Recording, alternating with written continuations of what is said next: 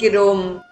ஆஞ்சநேயருடைய வார்த்தைகளால் பரதனின் கண்களில் ஆனந்த கண்ணீர் பெருகியது. கண்மூடி நின்று ஸ்ரீராமனுடைய திவ்ய மங்கள ரூபத்தை சிறிது நேரம் மனக்கண்ணால் கண்டு ஆனந்தம் அடைந்தான்.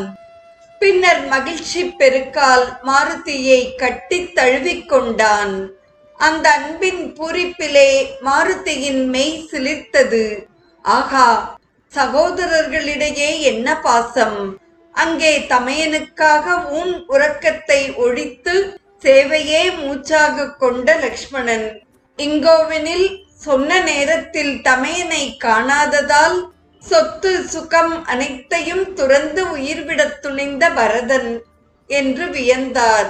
தட்டு நிறைய ருசிமிக்க பழங்களை கொண்டு வரச் செய்து அவற்றை மாருதியின் முன்பு சமர்ப்பித்து புசிக்குமாறு கேட்டுக்கொண்டான் பரதன்.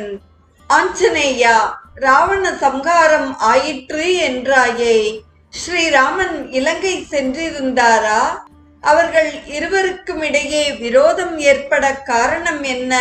விவரமாக கூறு என்று கேட்டான். மாருதி மிக்க மகிழ்ச்சியுடன் ராமன்